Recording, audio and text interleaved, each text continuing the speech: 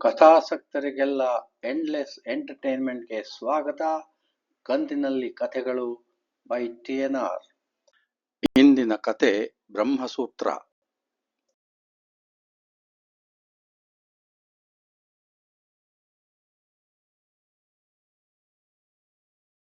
Friends, professor ರಾಮಚಂದ್ರರವರು ನಿಧನರಾಗಿ 2 ವರ್ಷಗಳಾದವು.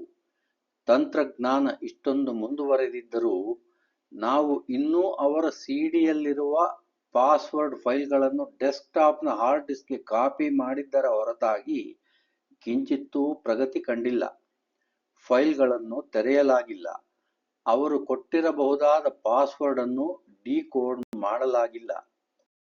ಅದೆಂಥ ಬ್ರಹ್ಮಸೂತ್ರದ password ಇಟ್ಟಿದ್ದಾರೆ ಅವರು? ಅಂಥ ಮಹತ್ವದ ಮಾಹಿತಿಯನ್ನು ಜೋಪಾನ ಮಾಡಬೇಕಾದ್ದು ಸರಿಯೇ, ಆದರೆ ಅವರ ಮರಣಾನಂತರ ಆ ಮಾಹಿತಿಯನ್ನು ಪಡೆಯುವ ದಾರಿಯನ್ನೂ ಮುಂಚೆಯೇ ಯೋಚಿಸಿ ಸಿದ್ಧಪಡಿಸಿರಬೇಕಾದ್ದು ಅವರ ಕರ್ತವ್ಯವಲ್ಲವೇ? ವಿಜ್ಞಾನ ಕೇಂದ್ರದ ನಿರ್ದೇಶಕರ ಸಭೆಯಲ್ಲಿ ನಿರ್ದೇಶಕರು ನುಡಿದಿದ್ದರೂ ಇದು ಹಲವರ ಅಭಿಪ್ರಾಯವೂ ಆಗಿತ್ತು. ಆ ಫೈಲ್ಗಳನ್ನು ತೆರೆಯಲು ಅವರು ಕೊಟ್ಟಿರುವ ಪಾಸ್ವರ್ಡ್ ಒಂದು ಸಾಧಾರಣ ಅಕ್ಷರಗಳ ಅಥವಾ ಸಂಖ್ಯೆಗಳ ಸಮೂಹವಲ್ಲ. ಹಾಗಿದ್ದಿದ್ದರೆ ಪಾಸ್ವರ್ಡ್ ಭೇದಿಸುವ ನಿಪುಣರು ಈ ವೇಳೆಗೆ ಅದನ್ನು ಭೇದಿಸುತ್ತಿದ್ದರು. ಇದೊಂದು ಸೂತ್ರಗಳ ಆಧಾರಿತ ಪಾಸ್ವರ್ಡ್, ಹಾಗೆಂದು ಪ್ರೊಫೆಸರ್ ಅವರೇ ದಾಖಲೆ ಮಾಡಿಟ್ಟಿದ್ದಾರೆ. ಇದೊಂದು 9 ಹಂತಗಳ ಸೂತ್ರವನ್ನಾಧರಿಸಿದ ಪಾಸ್ವರ್ಡ್.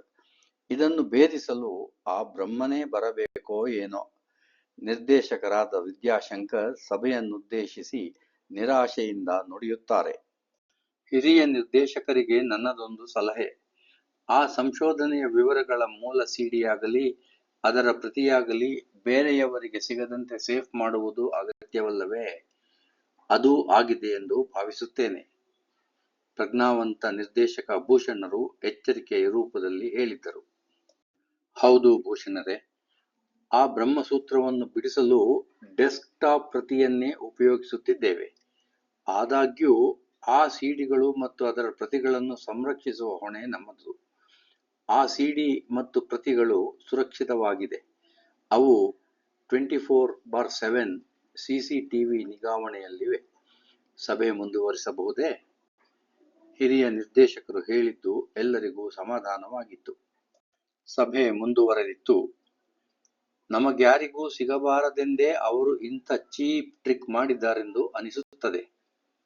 ತಮಗೆ ಸಿಗದ ರಹಸ್ಯದಿಂದಾಗಿ ಪ್ರೊಫೆಸರ್ ಅವರ ಹಿತಶತ್ರು ನಿರ್ದೇಶಕರೊಬ್ಬರು ತಮ್ಮ ಸಿಟ್ಟನ್ನು ತೋರಿಸಿಕೊಂಡಿದ್ದರು.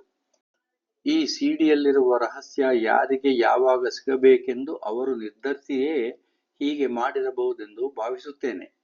ಸರ್ಕಾರದ ಸೊತ್ತೇ ಆದರೂ ಅಪಾತ್ರರ ಕೈಗೆ ಸಿಗಬಾರದೆಂದು ಅವರ ಉದ್ದೇಶವಿದ್ದಿರಬಹುದು. ಪ್ರೊಫೆಸರ್ ಅವರ ಅತ್ಯಂತ ಆಪ್ತರಾದ ಇನ್ನೊಬ್ಬ ನಿರ್ದೇಶಕರು ನೇರ ನುಡಿಗಳಲ್ಲಿ ಹೇಳಿದ್ದರು. ಕೆಲವರಿಗೆ ಮುಜುಗರವಾಗಿತ್ತು. ಸಭೆಯಲ್ಲಿ ಗುಸುಗುಸು ಮಾತು ನಡೆದಿತ್ತು. ಸಭಾಧ್ಯಕ್ಷರಾದ ಹಿರಿಯ ನಿರ್ದೇಶಕರು ಎಲ್ಲರ ಗಮನ ಸೆಳೆದಿದ್ದರು. ಗುಸುಗುಸು ಸದ್ದು ನಿಂತಿತ್ತು. Silence please. ಗತಿಸಿದ ಪ್ರೊಫೆಸರ್ ಅವರ ಮೇಲೆ ಈಗ ಯಾವುದೇ ಆರೋಪ ಸಮಂಜಸವಲ್ಲ. ಈಗ ಈ ಸಮಸ್ಯೆ ಬಿಡಿಸುವುದಷ್ಟೇ ನಮ್ಮ ಆದ್ಯತೆ. ಈ ನಿಟ್ಟಿನಲ್ಲಿ ನಾವು ಯೋಚಿಸೋಣ. ನಮ್ಮ ಮುಂದೆ ಹಲವು ಆಯ್ಕೆಗಳಿವೆ. ಯಾವುದಾದರೂ ದೊಡ್ಡ ಹೆಸರಿನ ಸಂಸ್ಥೆಯೊಂದಕ್ಕೆ ಈ ಸಮಸ್ಯೆ ಬಿಡಿಸಲು ಹೊರಗುತ್ತಿಗೆ ಕೊಡುವುದು, ಅಥವಾ ಅದೇ ಕೆಲಸಕ್ಕೆ ಕೇಂದ್ರ ಸರ್ಕಾರದ ಸೈಬರ್ ಕ್ರೈಮ್ ವಿಭಾಗಕ್ಕೆ ಮೊರೆ ಹೋಗುವುದು. ಇವೆರಡೂ ಆಯ್ಕೆಗಳಿಂದ ವಿಷಯ ನಮ್ಮ ವಿಜ್ಞಾನ ಕೇಂದ್ರದಿಂದ ಹೊರ ಪ್ರಪಂಚಕ್ಕೆ ಅನಗತ್ಯವಾಗಿ ತಿಳಿಯುವ ಸಾಧ್ಯತೆ ಹೆಚ್ಚು. ಮೂರನೇ ಸಾಧ್ಯತೆ, ಇದಕ್ಕೆ ಇದೇ ಕಸುಬಿನಲ್ಲಿರುವ ಅತಿ ಚಾಣಾಕ್ಷ ವ್ಯಕ್ತಿಯೊಬ್ಬರನ್ನು ನಾವೇ ನೇಮಿಸಿಕೊಳ್ಳುವುದು. ಏನೋ ಒಂದು ನೆಪ ಮುಂದೆ ಮಾಡಿ ಮೇಲಧಿಕಾರಿಗಳ ಅನುಮತಿ ಪಡೆದು ಅಂಥ ವ್ಯಕ್ತಿಯನ್ನು ರಿಕ್ರೂಟ್ ಮಾಡಿಕೊಂಡು ನಮ್ಮ ಮೂಗಿನಡಿಯಲ್ಲೇ ರಹಸ್ಯವಾಗಿ ಕೆಲಸ ಮಾಡಿಸಿ ಸಮಸ್ಯೆ ಬಗೆಹರಿಸಿಕೊಳ್ಳುವುದು. ಈಗಾಗಲೇ ನಮ್ಮ ಮೇಲಿನವರಿಗೆ ಸಂಶಯ ಬಂದಿರುವ ಸಾಧ್ಯತೆ ಇದೆ. ಇರುವ ವಿಚಾರವನ್ನು ಹಾಗೂ ಅದರೊಂದಿಗಿರುವ ಸಮಸ್ಯೆಯನ್ನು ತಿಳಿಸಿಬಿಡಬೇಕು, ಇಲ್ಲವೇ ಸಮಸ್ಯೆ ಬಿಡಿಸಿ ಅದರಲ್ಲಿರುವ ರಹಸ್ಯವನ್ನು ಮೇಲಿನವರಿಗೆ ತಿಳಿಸಬೇಕು. ಕುರ್ಚಿಗಳಿಗೆ ಒರಗಿ ಕುಳಿತಿದ್ದ ಸಭೆಯಲ್ಲಿ ಉಪಸ್ಥಿತರಿದ್ದ ಕೆಲವರು ಬೆನ್ನು ನೆಟ್ಟಗಾಗಿಸಿ ಮುಂದಕ್ಕೆ ಬಾಗಿ ಹಿರಿಯ ಅಧ್ಯಕ್ಷರ ಕಡೆ ಗಮನ ಹರಿಸಿದ್ದರು. ವಿಷಯ ಅತ್ಯಂತ ಗಂಭೀರವಾಗಿತ್ತು. ಎಲ್ಲರೂ ಭಾಗವಹಿಸಿದ್ದ ದೀರ್ಘ ಚರ್ಚೆಯಲ್ಲಿ ಮೂರನೇ ಆಯ್ಕೆಯೇ ಸಮಂಜಸವಾದದ್ದೆಂದು ಸರ್ವಾನುಮತದಿಂದ ತೀರ್ಮಾನಿಸಿದ್ದರು. ಆ ಹೊಸ ಹುದ್ದೆಯ ಸೃಷ್ಟಿಗಾಗಿ ಅನುಮತಿ ಪಡೆಯಲು ಮೇಲಧಿಕಾರಿಗಳಿಗೆ ಕೂಡಲೇ ಬರೆಯಲು ಒಪ್ಪಿದ್ದರು ಮತ್ತು ರಹಸ್ಯವಾಗಿ ಅಂಥ ವ್ಯಕ್ತಿಯ ತಲಾಶೆ ನಡೆಸಲು ಎಲ್ಲರೂ ಸಮ್ಮತಿಸಿದ್ದರು. ಸಭೆ ಮುಕ್ತಾಯವಾಗಿತ್ತು. ಸಮಸ್ಯೆ ಬಗೆಹರಿಸಲು ಸೂಕ್ತ ವ್ಯಕ್ತಿಗಾಗಿ ತಲಾಶೆ ನಡೆದಿದೆ. ಮಗಳ ಮೊಬೈಲ್ ಫೋನ್ ರಿಂಗ್ ಆಗುತ್ತಿತ್ತು. ಸಾವೇ ಅಂದರೆ ಸಾಫ್ಟ್ವೇರ್ ಕೆಲಸದವರಿಗೆ ಬೆಳಗಾಗುವುದೇ ಸೂರ್ಯ ನೆತ್ತಿಯ ಮೇಲೆ ಬಂದಾಗ.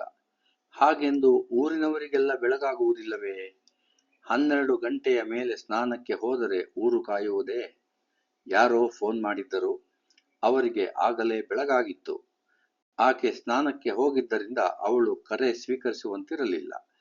2-3 ಬಾರಿ ಕರೆ ಬಂದಿತ್ತು.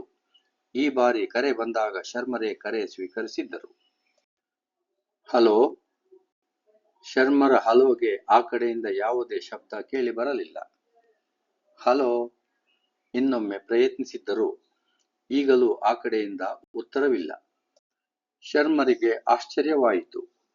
ಕಥೆಗಳಿಗಾಗಿ ಎಲ್ಲ ಸಂದರ್ಭವನ್ನು ಪರೀಕ್ಷಿಸಿ ನೋಡುವ ಬುದ್ಧಿ ಜಾಗೃತವಾಯಿತು. ಇದು ಯಾರ ಕರೆ? ಕರೆ ಬಂದ ಸಂಖ್ಯೆಯ ಕಾಲ್ ವಿವರಗಳನ್ನು ಕೆದಕಿ ನೋಡಿದರು. ಈ ಹಿಂದೆ ಅಂದರೆ ಸುಮಾರು 1 ವಾರದಿಂದ 23 ಬಾರಿ ಅದೇ ಸಂಖ್ಯೆಯಿಂದ ಕರೆಗಳು ಬಂದಿವೆ. ಯಾರಿರಬಹುದು? ಯಾಕಿರಬಹುದು? ಸಂಶಯ ಕಾಡ ಹತ್ತಿತು. ಕರೆಗಳು ಬರುತ್ತಿರುವುದು ಮಗಳಿಗಾದ್ದರಿಂದ ಕುತೂಹಲಕ್ಕಿಂತ ಆತಂಕ ಅವರನ್ನು ಆವರಿಸಿತ್ತು. ಇದು ಸಾಮಾನ್ಯವಾಗಿ ಎಂದಿನಂತೆ ಬರುವ ಕರೆಯಾಗಿದ್ದರೆ ಕರೆ ಮಾಡಿದವರು ತಮ್ಮ ಗುರುತನ್ನು ಹೇಳಿಕೊಂಡು ನನ್ನೊಡನೆ ಮಾತನಾಡಿ ವಿಷಯ ಹೇಳಬಹುದಿತ್ತಲ್ಲ. ಹೋಗಲಿ, ಒಂದು ಸಂದೇಶ ತಿಳಿಸಿಬಿಡಿ ಎಂದಾದರೂ ಹೇಳಬಹುದಿತ್ತಲ್ಲ. ಇರಲಿ, ಅವಳು ಹೊರಗೆ ಬಂದ ಮೇಲೆ ವಿಚಾರಿಸಿದರಾಯಿತು ಎಂದು ಆ ಸಂಖ್ಯೆಯನ್ನು ಒಂದು ಕಾಗದದಲ್ಲಿ ಬರೆದುಕೊಂಡು ಸುಮ್ಮನಾದರು. ಅದೊಂದು ಲ್ಯಾಂಡ್ ಫೋನ್ ಸಂಖ್ಯೆಯಾಗಿತ್ತು. ಮಗಳು ಹೊರಗೆ ಹೋದ ನಂತರ ಅದೇ ಸಂಖ್ಯೆಗೆ ಕರೆ ಮಾಡಿದಾಗ ಅವರಿಗೆ ಆದ ಆಶ್ಚರ್ಯ ಹೇಳತೀರದು. ಅದು ವಿಜ್ಞಾನ ಕೇಂದ್ರದ ಕಚೇರಿಯಿಂದ ಬಂದ ಕರೆ. ವಿಜ್ಞಾನ ಕೇಂದ್ರದಿಂದ ಇವಳಿಗೇಕೆ ಕರೆ ಬರಬೇಕು? ಅದೂ 1 ವಾರದಲ್ಲಿ 23 ಸಲ. ಅಂಥ ಮಹತ್ವದ ಕಾರ್ಯ ವಿಜ್ಞಾನ ಕೇಂದ್ರಕ್ಕೆ ಇವಳ ಬಳಿ ಏನಿದೆ? ಶರ್ಮರು ಜಾಗೃತರಾದರು. ಅವರು ಇದರ ಹಿನ್ನೆಲೆ ತಿಳಿಯಲೇಬೇಕಾಗಿತ್ತು. 2 ದಿನವಾದರೂ ಮಗಳು ಆ ಕರೆಗೆ ಸಂಬಂಧಿಸಿದಂತೆ ಏನೂ ಸುಳಿವು ಕೊಟ್ಟಿರಲಿಲ್ಲ. ಯೋಚಿಸಿ ಕೊನೆಗೆ ಒಂದು ನಿರ್ಧಾರಕ್ಕೆ ಬಂದಿದ್ದರು. ವಿಚಾರ ಕೇವಲ ಕುತೂಹಲದ್ದಾಗಿರಲಿಲ್ಲ, ಅತ್ಯಂತ ಗಹನವಾದದ್ದಾಗಿತ್ತು. ವಿಜ್ಞಾನ ಕೇಂದ್ರಕ್ಕೂ ತಮಗೂ ಮಧ್ಯೆ ಇರುವ ಆ ಮಟ್ಟದ ರಹಸ್ಯ ತಿಳಿಯಲು ಯಾರಿಗೂ ಸಾಧ್ಯವಿರಲಿಲ್ಲ. ವಿಜ್ಞಾನ ಕೇಂದ್ರಕ್ಕೂ ಸಹ. ಆದರೂ ಎಲ್ಲವನ್ನೂ ಹಗುರವಾಗಿ ಪರಿಗಣಿಸುವಂತಿರಲಿಲ್ಲ. ಆ ರಹಸ್ಯದ ಹತ್ತಿರ ಮಗಳು ಹೋಗುವುದು ಅವರಿಗೆ ಬೇಕಿರಲಿಲ್ಲ. ಏನೋ ಆತಂಕ, ಭಯ, ಏಕೆಂದು ಅವರಿಗೂ ಅರಿವಾಗುತ್ತಿರಲಿಲ್ಲ. ಕೊನೆಗೆ ತಮಗೆ ತಿಳಿದವರೊಬ್ಬರನ್ನು ಈ ವಿಚಾರವಾಗಿ ಸಹಾಯ ಕೇಳುವುದೇ ಸರಿಯೆನಿಸಿತ್ತು. ಸ್ವಲ್ಪ ದೂರದ ಜಿಲ್ಲೆಯಲ್ಲಿ ಇತ್ತೀಚೆಗಷ್ಟೇ ವರ್ಗವಾಗಿ ಹೋಗಿರುವ SP ಯವರಿಗೆ, ಅಂದರೆ ಸೂಪರಿಂಟೆಂಡೆಂಟ್ ಆಫ್ ಪೊಲೀಸ್ ಅವರಿಗೆ ಫೋನಾಯಿಸಿದ್ದರು. ಸ್ವಲ್ಪ ದೂರದ ಆ ಊರಿನಲ್ಲಿ ನಡೆದದ್ದೇನು ನೋಡೋಣ ಬನ್ನಿ. ನಮ್ಮೂರ ರೈಲು ಲೆವೆಲ್ ಕ್ರಾಸಿಂಗ್ ಅಂದ್ರೆ ಮೈ ಜುಮ್ ಅನ್ನುತ್ತೆ. ಅದು ತಾಜ್ ಮಹಲ್ ಮಟ್ಟದಲ್ಲಿ ವರ್ಲ್ಡ್ ಫೇಮಸ್ ಅಂತ ಭಾವಿಸಬೇಡಿ. ಆದ್ರೂ ಅದು ನಮ್ಮೂರಲ್ಲೇ ವರ್ಲ್ಡ್ ಫೇಮಸ್ ಅಂತ ಹೇಳಬಹುದು. 1000 ವರ್ಷದ ಕೆರೆ ಮುಚ್ಚಿ ಊರಿನ ಬಸ್ ಸ್ಟ್ಯಾಂಡ್ ಅನ್ನೇನೋ ರಾಜ್ಯದಲ್ಲೇ ಇನ್ನೆಲ್ಲೂ ಇಲ್ಲದಂತೆ ಕಟ್ಟಿದರು. ಊರಿಂದ ಹೊರಗೆ ಇರೋ ಬಸ್ ಸ್ಟ್ಯಾಂಡ್ಗೆ ಮತ್ತು ಬಸ್ ಸ್ಟ್ಯಾಂಡ್ನಿಂದ ಊರ ಒಳಕ್ಕೆ ಹೋಗಬೇಕಾದರೆ ಈ ಲೆವೆಲ್ ಕ್ರಾಸಿಂಗ್ ದಾಟಿಯೇ ಹೋಗಬೇಕು. ಮೊದಲೇ ರಸ್ತೆ ಕಿರಿದು, ದಿನಕ್ಕೆ 4-6 ರೈಲು ಇಲ್ಲಿ ಹಾದು ಹೋಗುತ್ತಲೇ ಇರುತ್ತೆ. ರೈಲು ಇಲ್ಲಿ ಹಾದು ಹೋಗುವಾಗ ಲೆವೆಲ್ ಕ್ರಾಸಿಂಗ್ ಗೇಟ್ ಮುಚ್ಚಿದಾಗ ಗೇಟಿನ ಎರಡೂ ಕಡೆ ಜಮಾಯಿಸೋ ವಾಹನಗಳ ಅವ್ಯವಸ್ಥೆ ನಮ್ಮೂರಲ್ಲೇ ವರ್ಲ್ಡ್ ಫೇಮಸ್ಸು. ನಾವು ನಮ್ಮ ರಾಜ್ಯದವರಲ್ಲವೇ? ನಮ್ಮಂಥ ಆದ್ಮಿಗಳಿಗೆ ತಾಳ್ಮೆಯೇ ದೊಡ್ಡ ಆಸ್ತಿ. ಪ್ರಾಣ ಬೇಕಾದ್ರೂ ಬಿಡ್ತೀವಿ, ಆಸ್ತಿಯನ್ನು ಬಿಡ್ತೀವಾ? ಹಾಗಾಗಿ ನಮ್ಮ ಆಸ್ತಿಯಾದ ತಾಳ್ಮೆಯನ್ನು ಚೆನ್ನಾಗಿ ಕಾಪಾಡಿಕೊಂಡು ಬಂದಿದ್ದೇವೆ. ಅವ್ಯವಸ್ಥೆಯ ಬಗ್ಗೆ ಚಕಾರ ಎತ್ತುವುದಿಲ್ಲ. ಊರ ಹೊರಗಿನಿಂದ ಊರೊಳಗೆ ಹೋಗುವಾಗ ಲೆವೆಲ್ ಕ್ರಾಸಿಂಗ್ ದಾಟಿದ ಕೂಡಲೇ ರಸ್ತೆ ಬದಿಯ ಸಣ್ಣ ಜೋಪಡಿ ಅಂಗಡಿಗಳ ಸಾಲಿನಲ್ಲಿ ಒಮ್ಮೊಮ್ಮೆ ಗಮನ ಸೆಳೆಯುವ ಸಣ್ಣ ಬೋರ್ಡ್ ಒಂದು ಇದೆ. ಕೊಳ್ಳೇಗಾಲದ ಮಾಂತ್ರಿಕರಿಂದ ನಿಖರವಾದ ಭವಿಷ್ಯ ಹೇಳಲಾಗುವುದು ಎಂಬುದು. ಆ ಬೋರ್ಡನ್ನು ನೋಡುವಾಗಲೆಲ್ಲ ಆ ಮಂತ್ರವಾದಿಯ ಬಗ್ಗೆ, ಅವನು ಹೇಳುವ ಭವಿಷ್ಯದ ನಿಖರತೆಯ ಬಗ್ಗೆ ಮನಸ್ಸಿನಲ್ಲಿ ಒಂದು ಕೆಟ್ಟ ಕುತೂಹಲ ಹುಟ್ಟುತ್ತೆ. ನಾನೂ ಏಕೆ ಒಮ್ಮೆ ಅಲ್ಲಿಗೆ ಹೋಗಬಾರದೆಂದು. ಆದರೆ ಅಂಥ ಜೋಪಡಿ ಅಂಗಡಿಗಳ ಸಾಲಿನಲ್ಲಿ ಒಂದು ಜೋಪಡಿ ಮಳಿಗೆಯೊಳಗೆ ಭವಿಷ್ಯ ಹೇಳುವವನ ಭವಿಷ್ಯವೇ ಸ್ಪಷ್ಟವಾಗಿ ನಮಗೆ ತಿಳಿಯುವಾಗ, ನಮ್ಮ ಭವಿಷ್ಯ ತಿಳಿಯಲು ಅಲ್ಲಿಗೆ ಹೋದರೆ ನೋಡಿದವರು ನಕ್ಕಾರು ಅನ್ನೋ ಭಯ ಕುತೂಹಲವನ್ನು ತುಳಿಯುತ್ತೆ. ಹೋದರೆ ನಕ್ಷತ್ರದ ಹೋಟೆಲ್ನಲ್ಲಿ ಹೇಳೋ ಭವಿಷ್ಯಕಾರನ ಹತ್ತಿರವೇ ಹೋಗಬೇಕು. ಅದೇ ಉತ್ತಮ. ನಕ್ಷತ್ರದ ಹೋಟೆಲ್ನಲ್ಲಿ ಭವಿಷ್ಯ ಹೇಳೋನ ಜೀವನದ ಅಂತಸ್ತೇ ಅದಕ್ಕೆ ಸಾಕ್ಷಿ ಅಲ್ಲವೇ? ಹಾಗೇ ಆಗಬೇಕೆಂದೇನಿಲ್ಲ. ಎಲ್ಲರೂ ಇದೇ ರೀತಿ ಏಕೆ ಯೋಚಿಸಬೇಕು? ಜೋಪಡಿ ಜ್ಯೋತಿಷಿ ಬಳಿಗೂ ಜನ ಹೋಗುತ್ತಾರೆ. ಇಲ್ಲದಿದ್ರೆ 10 ವರ್ಷಗಳಿಂದ ಕೊಳ್ಳೇಗಾಲದ ಭವಿಷ್ಯಕಾರ ಇಲ್ಲೇ ಏಕಿರ್ತಿದ್ದ? ಅದಿರಲಿ ಬಿಡಿ. ಈ ಭವಿಷ್ಯಕಾರನ ಬಗ್ಗೆ ಇನ್ನಷ್ಟು ಆಮೇಲೆ ತಿಳಿಯೋಣ.